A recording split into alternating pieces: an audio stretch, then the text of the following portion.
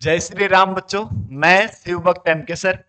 आज हम स्टार्ट करने वाले हैं क्लास 11th की मैथ, और जिसका चैप्टर नंबर फर्स्ट सेट्स। तो सेट्स के बारे में आज हम डिस्कस करने वाले हैं। और सेट्स क्या होता है, सेट्स कैसे काम में आता है, कहाँ कहाँ काम में आता है, इसके बारे में हम आज के वीडियो में जो एक्सरसाइज 1.1 है उसके सभी एग्जाम्पल और कॉन्सेप्ट को डील करेंगे।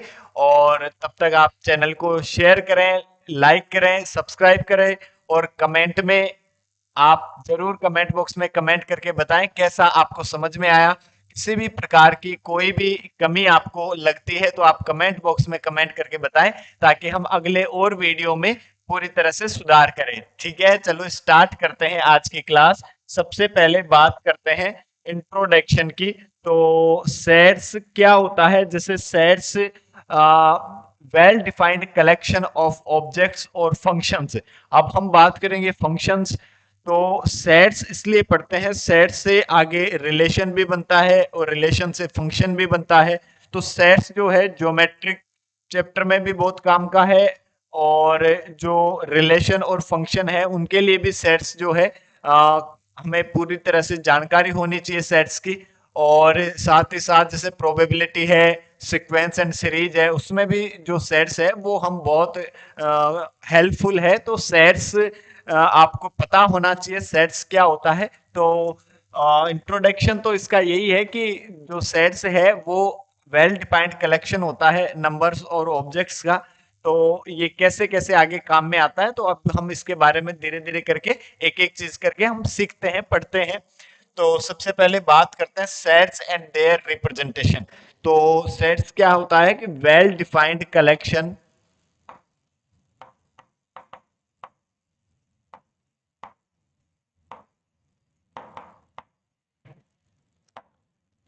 ऑफ ऑब्जेक्ट्स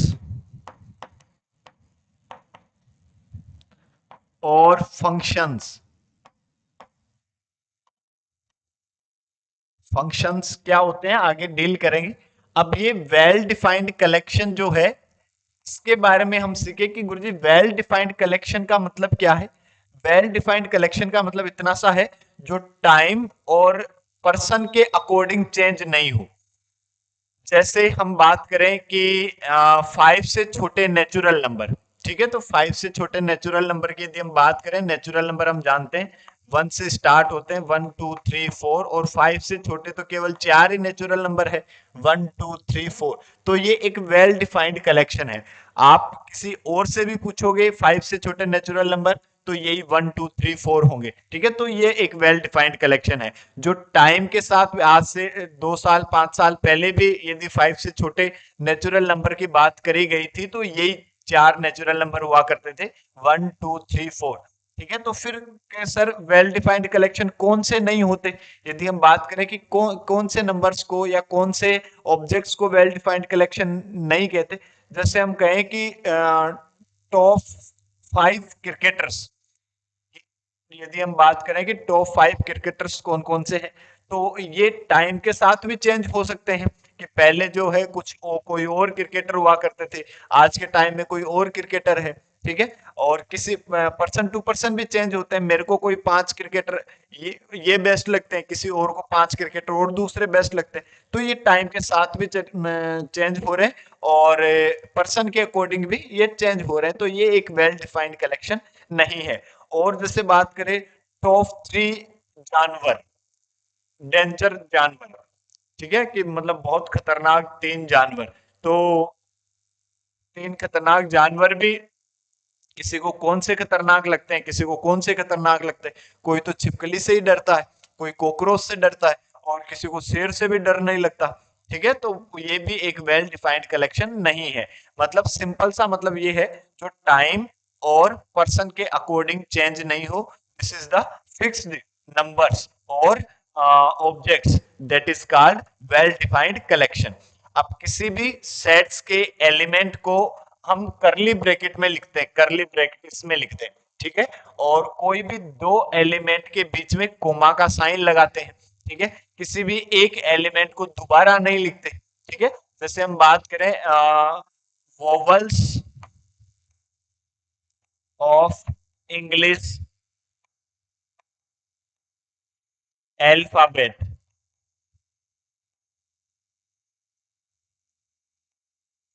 तो वोवल्स कौन कौन से होते हैं इंग्लिश अल्फाबेट के? तो हम बात करें गुरु जी, एक तो ए होता है, ई, आई, ओ, यू। ठीक है, तो अब इनको सेट्स फॉर्म में लिखना है तो करली ब्रैकेट में लिख देंगे, जैसे A, E, I, O, U, this is the sets. और किसी भी सेट्स को हम एबीसीडी के कैपिटल लेटर से दर्शाते हैं। इनके ऑर्डर का कोई इंपॉर्टेंस नहीं होता, इसको इधर लिख दोगे, इसको उधर लिख दोगे तो भी कोई फर्क नहीं पड़ेगा। मतलब कैसे कि आप इसको ऐसे भी लिख सकते हैं, A, O, U, A, I, both are same, दोनों सेट्स जो है वो सेम है, इक्वल है। ठीक है, तो सेट्स के बारे में क्या समझे कि well defined collection of objects that is called set. और किसी भी सेट्स के सभी एलिमेंट को करली ब्रैकेट में लिखते हैं, कोई भी दो एलिमेंट के बीच कोमा का साइन लगाते हैं, किसी एक एलिमेंट को दोबारा नहीं लिखते। ठीक है, जैसे मेरा नाम मुकेश है, तो मुकेश को यदि आप सेट फॉर्म में लिखते हो तो इसको हम कैसे लिखेंगे? देखो, एम, यू, के, ई, एस और H, this is the set form. ठीक है, और यदि हम बात करें मैथमेटिक्स की, मैथमेटिक्स को सेट फॉर्म में लिखना है तो देखो, एम, ए, टी, एच, ई। अब एम, एम को दोबारा नहीं लिख सकते क्योंकि एम एक बार आ गया, तो एक एलिमेंट को दोबारा नहीं लिखते। इसके बाद ए भी हमने लिख दिया, देखो टी भी हमने लिख दिया। हाँ, आई नहीं लिखा, आई लिखेंगे, आई और सी और S, this is the set form. तो सिंपल वर्ड में हमें यही समझना है कि सेट्स क्या होते हैं कि जिनको करली ब्रैकेट में लिखते हैं, कोई भी दो एलिमेंट के बीच कोमा का साइन लगाते हैं, ऑर्डर का इंपॉर्टेंस नहीं होता। ठीक है, और जैसे हम बात करें, जैसे solution of x square minus 5x plus 6 equals to 0, ये एक क्वाड्रेटिक इक्वेशन है और जो सेट है वो इसका सॉल्यूशन है। तो इसका सॉल्यूशन यदि हम पता करें तो x square minus 5x plus 6 equals to 0, इसको फैक्टराइज कर लिया, क्या फैक्टर हुए? X square minus 2x minus 3x plus 6 equals to 0। इन दोनों का प्रोडक्ट 6 के इक्वल आना चाहिए, सम माइनस 5 के आना इक्वल आना चाहिए। इन दोनों में x कॉमन लिया तो दिस इज x माइनस 2, और इन दोनों में माइनस 3 कॉमन ले लिया तो this is also x minus 2 equals to 0। दोनों जगह से हमने x माइनस 2 और कॉमन ले लिया, तो ये क्या बना? x minus 3 equals to 0। अब हम लिखेंगे या तो x माइनस 2 इक्वल्स टू 0 और x माइनस 3 इक्वल्स टू 0। यहाँ से आ रहा है x इक्वल्स टू 2 और यहाँ से आ रहा है x इक्वल्स टू 3। तो ये सॉल्यूशन है 2 और 3, तो जो सेट्स होगा वो क्या होगा? 2 comma 3, this is the set form. Curly bracket में लिखेंगे, दोनों के बीच में कोमा का साइन लगाएंगे। ठीक है, क्लियर है? तो ये एक रिप्रेजेंटेशन हुआ। यदि 2 इस सेट में बिलोंग कर रहा है, ठीक है, जैसे मान लो मैं इसको a इक्वल्स टू नाम दूं, तो हम लिखेंगे 2 बिलोंग्स टू सेट a। और यदि 4 इसमें बिलोंग नहीं कर रहा तो 4 does not belongs to set A. ठीक है, ये साइन होता है बिलोंग्स टू का, और ये साइन होता है डज नॉट बिलोंग्स टू का।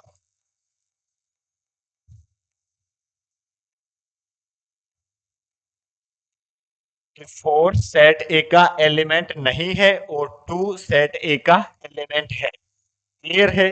चलो, और नेक्स्ट की हम बात करें तो सबसे पहले जैसे आप कुछ फिक्स्ड सेट है जिनके बारे में हमें क्लियरली पता ही होना चाहिए, जिनको हम मतलब एबीसीडी के कैपिटल लेटर से भी रिप्रेजेंट करते हैं। ये नेम भी जो है आपके लिए बड़ा इंपॉर्टेंट है। जो आगे हम रिलेशन एंड फंक्शंस पढ़ेंगे तो इस नेम से ही हमें, इस वर्ड से ही, सिंबल से ही हमें सब कुछ समझना होगा। एन क्या है? The set of all natural number. N natural numbers का सेट। ठीक है, तो नेचुरल नंबर कौन से होते हैं? नेचुरल नंबर होते हैं बच्चों 1 2 3 से लेकर पॉजिटिव इनफाइनाइट तक कंप्लीट जो नंबर होते हैं वो नेचुरल नंबर होते हैं।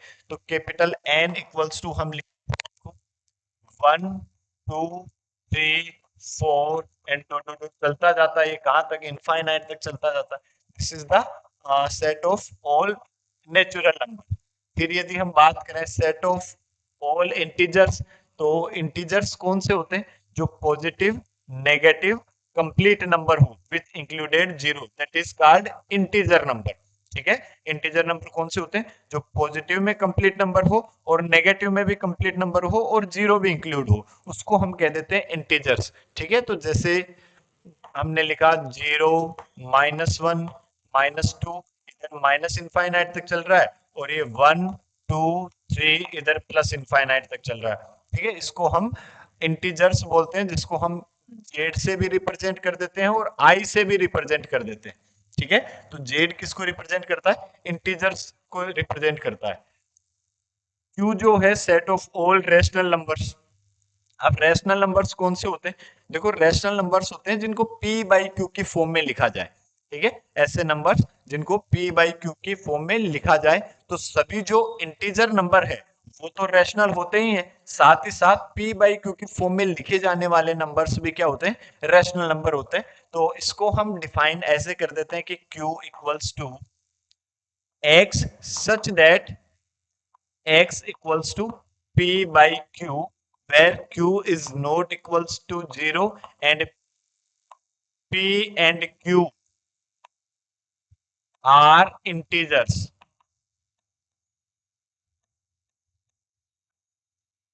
ये भी एक सेट को रिप्रेजेंट करने की फॉर्म है, टाइप हम अभी आगे बात करेंगे। ठीक है, तो x such that x equals to p by q, p by q की फॉर्म में लिखे जाने वाले सभी नंबर्स जो है वो रैशनल नंबर कहलाते हैं।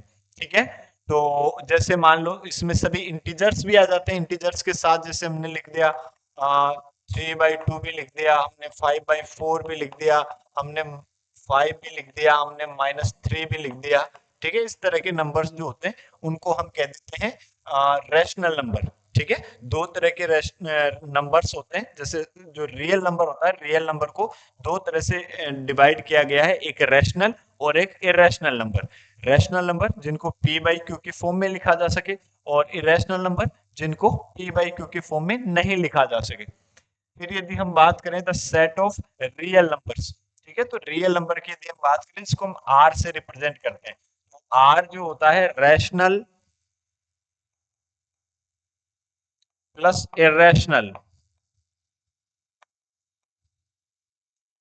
जो रैशनल और इरेशनल नंबर का जो कॉम्बिनेशन है that is called real number. ठीक है, इसमें सारे जो माइनस इनफाइनाइट से प्लस इनफाइनाइट के बीच में जितने भी नंबर्स है वो सब के सब क्या है? रियल नंबर है। ठीक है, तो इसमें जैसे मान लो आपके पास, आप ऐसे कह सकते हैं x such that x belongs to r, कोई भी रियल नंबर हो सकता है, और रियल नंबर जो है वो होता है आपके पास माइनस इनफाइनाइट से प्लस इनफाइनाइट के बीच में जितने भी नंबर है सबके सब की कैसे नंबर है? रियल नंबर्स है। फिर बात करें the set of positive integer, तो जो पॉजिटिव इंटीजर होते हैं उनको जेड प्लस से रिप्रेजेंट करते हैं। तो जेड प्लस पॉजिटिव इंटीजर कौन से होते हैं? 1, 2, 3, 4, मतलब वो इंटीजर्स भी होने चाहिए और पॉजिटिव भी होने चाहिए। तो इंटीजर तो जीरो के बाद 1 होगा, जीरो तो क्या है? पॉजिटिव नंबर नहीं है। ठीक है, तो 1, 1 के बाद 2, 2 के बाद 3, 3 के बाद 4, 4 के बाद 5, ये सब कैसे हैं? पॉजिटिव इंटीजर्स नंबर है। फिर the set of positive rational numbers. ठीक है, तो पॉजिटिव रैशनल नंबर्स कौन से? जिनको हम क्यू प्लस से रिप्रेजेंट करते हैं। तो क्यू प्लस से रिप्रेजेंट करते हैं जो मतलब पॉजिटिव में पॉजिटिव नंबर भी हो और रैशनल भी हो, पी बाई क्यू की फॉर्म में भी लिखा जा सके और पॉजिटिव भी होना चाहिए। ठीक है, तो उसको हम क्या कह देते हैं? क्यू प्लस लिख देते हैं, पॉजिटिव रैशनल नंबर। फिर आर प्लस की यदि हम बात करें, the set of positive real number. तो पॉजिटिव रियल नंबर मतलब एक से बड़ा नंबर, सॉरी जीरो से बड़ा नंबर, मतलब आर प्लस हम क्या कहेंगे कि x such that x greater than zero. ठीक है, x बिलोंग्स टू r, कोई भी रियल नंबर जो जीरो से बड़ा है, जीरो से सभी बड़े नंबर्स को हम क्या कह देते हैं? r प्लस से रिप्रेजेंट कर देते हैं। ठीक है, जिसको हम मतलब बॉक्स में भी लिखते हैं, 0 टू इनफाइनाइट। ठीक है, ये एक किसको रिप्रेजेंट करता है? r पॉजिटिव को रिप्रेजेंट करता है। ठीक है, क्लियर है? चलो फिर और आगे हम बात करें। अब देखो, there are two method of representing a set. एक सेट को रिप्रेजेंट करने के दो मेथड है, एक तो है और दूसरा है सेट बिल्डर फॉर्म। तो रोस्टर फॉर्म क्या है? रोस्टर फॉर्म जो हमने पढ़ा अभी भी कि एक सेट के सभी एलिमेंट को करली ब्रैकेट में लिखते हैं, कोई भी दो एलिमेंट के बीच कोमा का साइन लगाते हैं, किसी भी एक एलिमेंट को दोबारा नहीं लिखा जाता। ठीक है, उसी को हम क्या कह देते हैं? रोस्टर फॉर्म कह देते हैं। ठीक है, जैसे जैसे हमने लिखा सेट ऑफ वोवल्स, तो इसको एक तो लिख दिया हमने रोस्टर फॉर्म,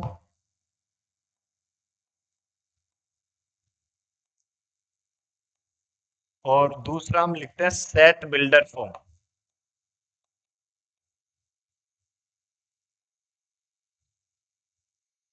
तो रोस्टर फॉर्म और दूसरा सेट बिल्डर फॉर्म। तो रोस्टर फॉर्म की यदि हम बात करें तो रोस्टर फॉर्म जैसे A E I O U, this is the roster form. एक सेट के सभी एलिमेंट को लिखा और कोई भी दो एलिमेंट के बीच कोमा का साइन लगा दिया, किसी भी एक एलिमेंट को दोबारा नहीं लिखते, this is the roster form.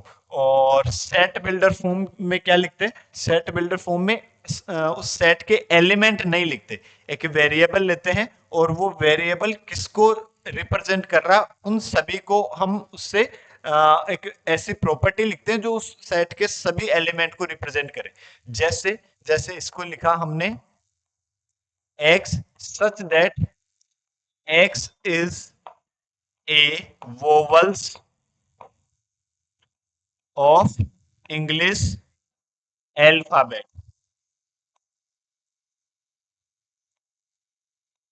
ठीक है, x क्या है?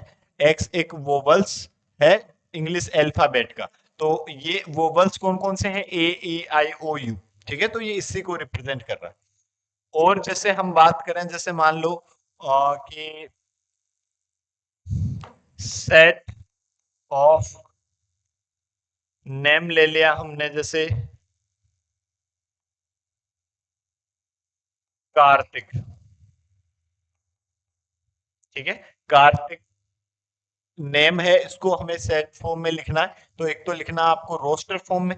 तो रोस्टर फॉर्म में लिखेंगे तो क्या लिखेंगे? देखो, के ए आर टी आई, और के को दोबारा नहीं लिखेंगे क्योंकि के को हम पहले लिख चुके हैं। ठीक है, तो एक एलिमेंट को दोबारा नहीं लिखते किस फॉर्म में? रोस्टर फॉर्म में।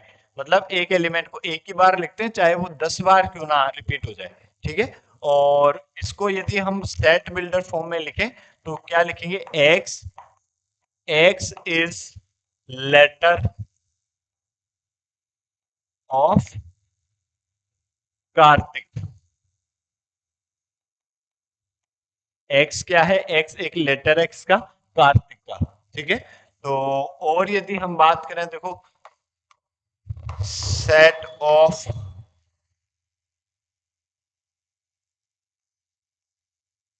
मैथमेटिक्स, मैथमेटिक्स के सभी वर्ड्स का सेट्स। तो इसको हम यदि लिखें रोस्टर फॉर्म में तो लिखा हमने एम लिखा, ए लिखा, टी लिखा, एच लिखा, ए लिखा, फिर एम दोबारा नहीं लिखेंगे, ए दोबारा नहीं लिखेंगे, टी दोबारा नहीं लिखेंगे, आई लिखेंगे, सी लिखेंगे, एस लिखेंगे। ठीक है, और यदि हम इसको सेट बिल्डर फॉर्म में लिखें तो x such that x is a letter of mathematics।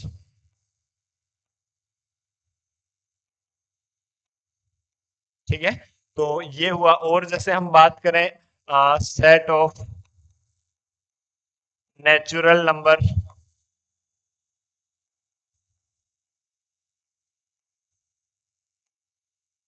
Less than 10, 10 से छोटे नेचुरल नंबर।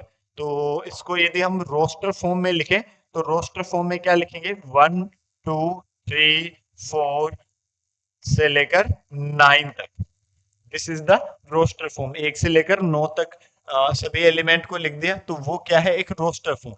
क्योंकि 10 से छोटे नेचुरल नंबर, तो नेचुरल नंबर कहाँ से स्टार्ट होते हैं? 1 से स्टार्ट होते हैं। ठीक है। तो 1 से स्टार्ट 1 2 3 से लेकर 9, 10 भी नहीं लिखेंगे क्योंकि 10 हमें कहा है कि लेस देन 10 होना चाहिए। ठीक है। और यदि इसी को हम सेट बिल्डर फॉर्म में लिखें तो क्या लिखेंगे, x such that x belongs to n, x एक नेचुरल नंबर है और x लेस देन 10। ठीक है, कि कौन सा नेचुरल नंबर है, 10 से छोटा नेचुरल नंबर है। तो ये केवल इन सभी इस सभी एलिमेंट को ही रिप्रेजेंट करेगा, इन सभी नंबर्स को ही रिप्रेजेंट करेगा। तो सिंपल वर्ड में आपको ये समझना है कि रोस्टर फॉर्म और टेबुलर फॉर्म क्या होती है कि सेट में सभी एलिमेंट को लिखते हैं, एक एलिमेंट को दोबारा नहीं लिखते, और कोई भी दो एलिमेंट के बीच कोमा का साइन लगाते हैं। और यदि हम बात करें सेट बिल्डर फॉर्म की, तो सेट बिल्डर फॉर्म में सभी एलिमेंट को नहीं लिखते, हम एक वेरिएबल ले लेते हैं x, और x किसको रिप्रेजेंट करता है वो कंप्लीट प्रॉपर्टी लिखते हैं। ठीक है, कुछ और एग्जांपल्स की बात करते हैं, देखो तो और क्रिस्टल क्लियर हो जाएगा।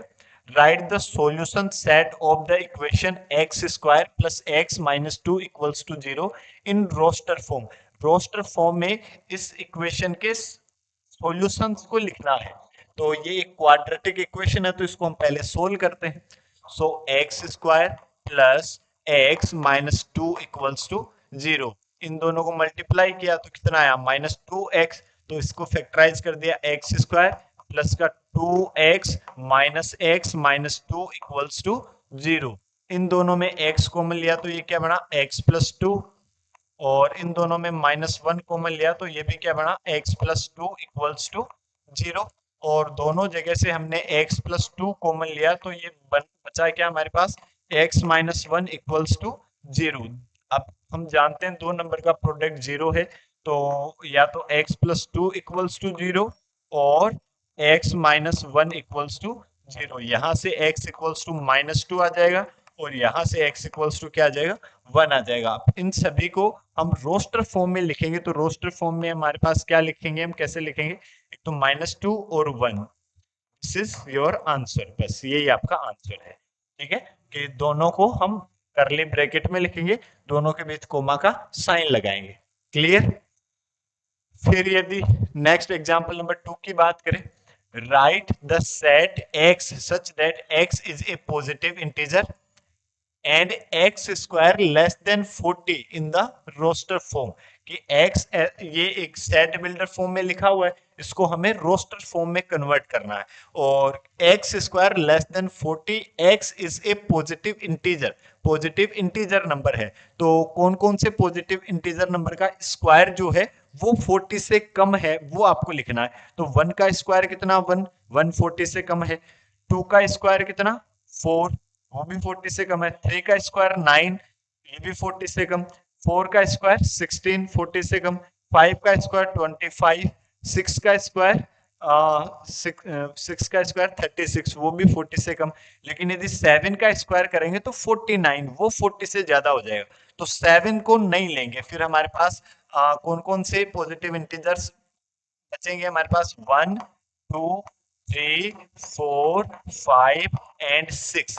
That is your answer, this is the roster form. फिर यदि हम नेक्स्ट और क्वेश्चन की बात करें, तो एग्जांपल नंबर 3 क्या है, देखो set A equals to 1 4 9 16 25 dot dot in set builder form, write the set of A. अब इन सभी एलिमेंट को आपको सेट बिल्डर फॉर्म में लिखना है। ठीक है, तो सेट बिल्डर फॉर्म में हम कैसे लिखते हैं कि कोई वेरिएबल ले लेते हैं और वो वेरिएबल उस सेट के सभी एलिमेंट को रिप्रेजेंट करे, इस तरह से हमें लिखना है। तो जो सेट ए होगा, हम यदि इनको गौर से देखें, ये 1 का स्क्वायर लिखा हुआ है, ये 2 का स्क्वायर लिखा हुआ है, ये 3 का स्क्वायर लिखा हुआ है, ये 4 का स्क्वायर लिखा हुआ है, ये 5 का स्क्वायर लिखा हुआ है, आगे ऐसे चलता जा रहा है, dot dot dot so on. तो हम लिखेंगे x such that x equals to n square.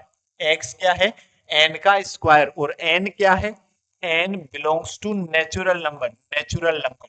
ठीक है, नेचुरल नंबर का स्क्वायर लिखा हुआ है, देखो सेट ए। ठीक है, तो किसी भी नेचुरल नंबर का स्क्वायर करोगे आप, 1 का स्क्वायर कर दिया, 2 का स्क्वायर कर दिया, 3 का स्क्वायर कर दिया। ठीक है, तो वही लिखा हुआ आपके पास, तो यही आपका आंसर हो जाएगा। देखो अब हमें सेट बिल्डर फॉर्म में लिखना, तो x such that x equals to n square, n belongs to natural number. Clear है? फिर यदि हम नेक्स्ट की बात करें, example number 4, write the set. अब हमें एलिमेंट क्या गिवन है, 1/2, 2/3, 3/4, 4/5, 5/6, 6/7, ठीक है, इन द सेट बिल्डर फॉर्म। ये एक रोस्टर फॉर्म लिखा हुआ है, अब हमें इसको किस में कन्वर्ट करना है, सेट बिल्डर फॉर्म में कन्वर्ट करना है। तो देखो यदि हम देखें कि ये 1 से एक ज्यादा, 2 से एक ज्यादा, 3 से एक ज्यादा, 4 से एक ज्यादा, 5 से भी एक ज्यादा, 6 से भी एक ज्यादा, तो हम इसको क्या लिख सकते हैं, देखो n divide by n plus one.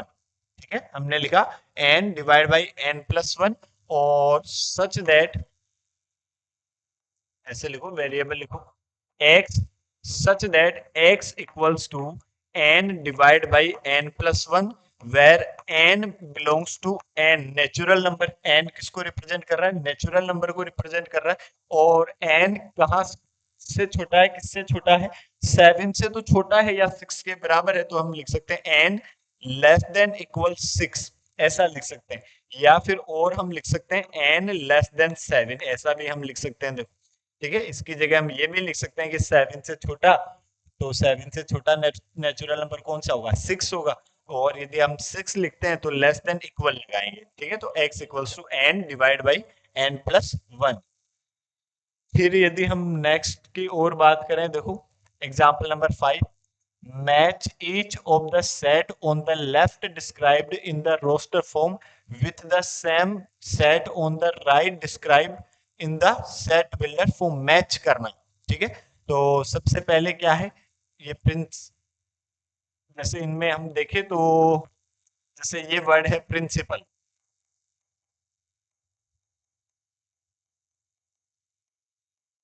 तो इसको हमें रोस्टर फॉर्म में यदि हम लिखे तो क्या लिखेंगे, P लिखेंगे, फिर R लिखेंगे, फिर I लिखेंगे, फिर N लिखेंगे, फिर C लिखेंगे। फिर I को हमने लिख दिया तो I नहीं लिखेंगे, P भी हमने लिख दिया तो P भी नहीं लिखेंगे, फिर A लिखेंगे और फिर L लिखेंगे। ठीक है, तो ये लिखा हुआ है देखो स्टार्टिंग वाला, तो इसको तो मैच कराएंगे तो कौन सा होगा, D। फिर क्या कह रहा है, जीरो, जीरो एक एलिमेंट है। तो यदि हम यहाँ से बात करें, देखो x such that x is an integer and x plus one equals to one. तो यहाँ से यदि हम बात करें, इस वन को उधर ट्रांसफर किया, 1 - 1, तो x इक्वल्स टू जीरो। तो x की वैल्यू क्या आई, जीरो। तो ये जीरो, ये इससे कनेक्ट करा देंगे। फिर क्या कह रहा है, 1 2 3 6 9 18। और इधर यदि हम बात करें, पहला ऑप्शन क्या है, x, x is a positive integer and is a divisor of 18। 18 का डिवीजर, 18 को जो डिवाइड करें, क्या ये सभी नंबर 18 को डिवाइड करते हैं, 1 करता है, 2 भी डिवाइड करता है, 3 भी डिवाइड करेगा। देखो 6 6 3 जा 18, ये भी डिवाइड करेगा, 9 9 2 जा 18, ये भी डिवाइड करेगा, 18 1 जा 18, तो ये भी डिवाइड करेगा। तो ये इसका सही आंसर है। इसको यदि हम मैच कराएंगे तो ए ऑप्शन से मैच कराएंगे। फिर नेक्स्ट क्या है, देखो x square minus nine equals to zero. X is an integer and x square minus nine equals to zero. तो इसको हम क्या लिख सकते हैं, एक्स स्क्वायर माइनस, ये 3 का स्क्वायर लिखा हुआ, और इसको हमने लिखा x minus three, x plus three, A square minus B square. We know that A minus B into A plus B. तो यहाँ से यदि हमने लिखा x minus three equals to zero और x plus three equals to zero, यहाँ से x equals to three आया और यहाँ से x equals to minus three आया। ठीक है, तो इनका सॉल्यूशन क्या क्या हुआ, देखो -3 और 3, और यही हमारे पास लिखा हुआ है 3 और -3। ठीक है, तो ये किसका सॉल्यूशन होगा, इसका। ठीक है, ये हमने इनको मैच करा है। ये आपके एग्जाम्पल कंप्लीट। अगले वीडियो में हम एक्सरसाइज 11.1 के सभी क्वेश्चंस जो है वो डिस्कस करेंगे। कैसा आपको समझ में आया, कमेंट बॉक्स में कमेंट करके जरूर बताएं, और चैनल को लाइक करें, शेयर करें, सब्सक्राइब करें, और बेल आइकन को भी प्रेस करें ताकि आपको अलग अलग नोटिफिकेशन मिलते रहे। जय श्री राम।